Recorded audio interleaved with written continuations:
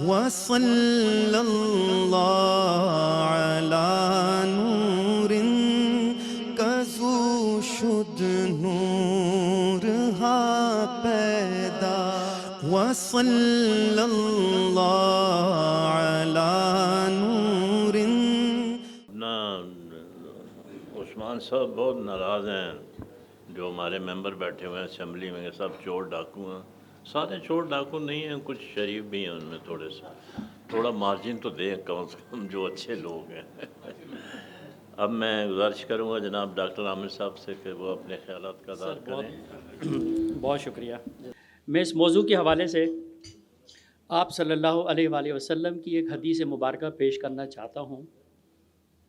اس حدیث مبارکہ کو اگر ہم بہت گہرائی سے سمجھنے کی کوشش کریں تو یہ معاشرے کے ہر فرد کے اوپر یہ لاگو ہوتی ہے، کیونکہ معاشرے کا ہر فرد ہی کہیں نہ کہیں اپنی جگہ پر کوئی نگران ہے اور ذمہ دار ہے. تو آپ صلی اللہ علیہ وسلم کی حدیث مبارکہ ہے، تم میں سے ہر آدمی نگہبان ہے اور اپنی ذمہ داری کے بارے میں جواب دہ ہے. چنانچہ لوگوں کا امیر ان کا نگہبان ہے اور رعایا کے بارے میں جواب دہ ہے. اسی طرح مرد اپنے گھر والوں کا نگہبان ہے اور اس کے بارے میں جواب دہ ہے. عورت اپنے شوہر کے گھر کی نگہبان ہے اور اس کے بارے میں جواب دہ ہے. غلام اپنے مالک کا نگہبان ہے اور اس کے بارے میں جواب دہ ہے. یہ چار اس میں بڑی اہم باتیں جو چار معاشرے کے مختلف جو لوگ ہیں جو مختلف ذمہ داریوں پر فائز ہوتے ہیں اور جن سے معاشرہ وجود میں آتا ہے، یہ وہ بنیادی کردار ہے، یہ بنیادی اوصاف ہے جس کے بارے میں آپ صلی اللہ علیہ وآلہ وسلم نے ابتدا سے معاشرے کے ان سب لوگوں کے لیے تربیت کا ایک انمول، یوں سمجھ لیجئے کہ ایک جوہر پیش کر دیا ہے. یہ ہماری شاید کچھ غلط فہمی ہے اور کہ ہم صرف حکمراں اسی کو سمجھتے ہیں کہ جو حکومت کے کسی اعلیٰ منصب پر فائز ہے، بلکہ معاشرے کا ہر وہ شخص جو اپنی کسی نہ کسی ذمہ داری کو ادا کر رہا ہے، وہ ہر جگہ اس حدیث مبارکہ کے مطابق وہ نگران ہے، وہ محافظ ہے، وہ امیر ہے اور وہ ذمہ دار ہے اور اس کو جواب دہ ہونا ہے. اب یہ ہے کہ اس کی تربیت کیسے کی جائے، اس کے بارے میں بھی آپ صلی اللہ علیہ وآلہ وسلم کی بے شمار ایسی احادیث مبارکہ ہیں جس میں کوئی بھی شخص جو اپنے کسی بھی منصب کا ذمہ دار ہے، اس کے لیے جو اس کی اوصاف ہونی چاہیے، وہ پہلی اوصاف صفت اس کی یہ ہے کہ وہ سچا اور ایماندار ہو. یہ بنیادی چیز ہے. تو معاشرے کا ہر وہ شخص جو کسی منصب پر فائز ہے، وہ چاہے کسی بھی شعبے کا افسر ہو یا حاکم وقت ہو، دوسری جو صفت ہے وہ باکردار اور امانت دار ہونے کی ہے. تیسری جو صفت ہے وہ یہ ہے کہ وہ اس منصب کا اہل ہو. چوتھی جو صفت ہے جو بہت ہی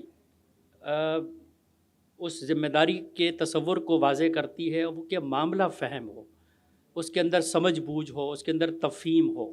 باقی جو اس کے اندر کی جو ذمہ داریوں کے بارے میں آپ صلی اللہ علیہ وسلم نے بیان کیا ہے کہ اس میں سیاسی بصیرت ہونی چاہیے، وہ مشاورت کرے، وہ تقرری کرتے وقت اہلیت کو، معیار کو سامنے رکھے، خود احتساب اور احتسابی کے تصور کو سامنے رکھے، معاشی پالیسی اور حقوق کی پاسداری. اس طرح کی تو خیر بہت ساری چیزیں ہیں. میں نے تفصیل سے ڈاکٹر ثنا صاحبہ کو یہ میں نے دے دیا ہے.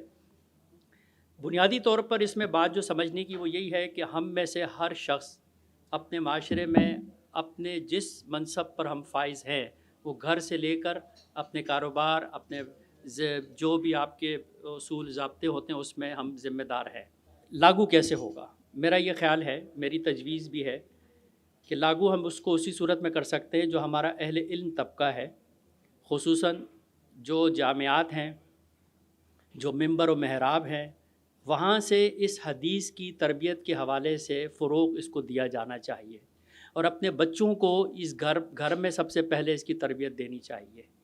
تو میرا خیال ہے کہ اگر ہم مایوس نہ ہوں اور ہم بھی ابھی بھی اگر ہم اپنے بچوں کی، نئی نسل کی ان احادیث مبارکہ کی روشنی میں اگر ان کی ہم تربیت کریں تو ہم ایک معاشرے کو اچھی نسل دے سکتے ہیں اور یہی اچھی نسل آگے اچھے حکمراں بن سکتے ہیں. بہت شکریہ. یہ نئی نسل جو ہے نا، اس کو اب کوئی ٹھیک نہیں کر سکتا، نہ ممبر، نہ مسجد، نہ کچھ بھی نہیں، نہ کوئی ٹیچر، نہ یونیورسٹی کا۔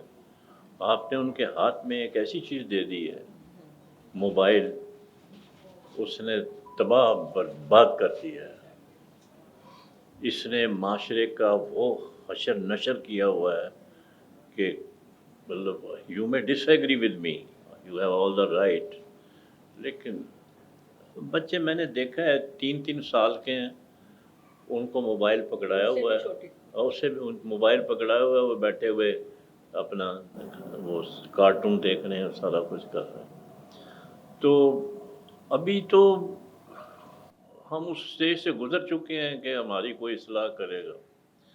تربیت گھر سے شروع ہوتی ہے، گھر سے شروع ہوتی ہے، اور گھر سے ہی ہم اس کی تباہی بربادی کا سامان پیدا کر رہے ہیں۔ یعنی کہ 30,000 35,000 کا موبائل سیٹ میں نے دیکھا ہے، بچے جن کو ہوش ہی نہیں ہے کہ وہ ان کے ہاتھ میں ہے کیا۔ مائیں خوش ہیں، باپ بھی خوش ہیں، اور میں نے اکثر دیکھا کسی کے گھر میں، ابھی تو جانا مشکل ہو گیا، مہنگائی کا دور ہے بڑا، کیونکہ پتہ بھی نہیں ہوتا کہ چائے ملے گی کہ نہیں ملے گی۔ کسی کو ملنے چلے جائیں نا، تو اگر 8 آدمی گھر کے ہیں تو 7 موبائل لے کے بیٹھے ہوئے ہیں۔ آپ چلے بھی گئے ہیں تو وعلیکم السلام، تو آپ بھی جوائن ہو جاتے ہیں۔ تو معاشرہ تو اس حد تک، یہ نئی جنریشن کی بات کر رہا ہوں، نئی جنریشن نے کچھ نہیں کرنا۔ یہ تو بات وہیں آ جاتی ہے، collective wisdom must be displayed by every guardian.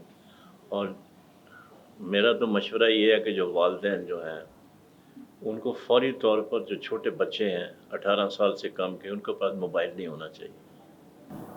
آپ موبائل وڈرا کر لیں، اور آپ یہ دیکھیں گے کہ تقریباً 1-2 سال میں جو آپ معاشرے کا خواب دیکھ رہے ہیں وہ شاید تشکیل پائے۔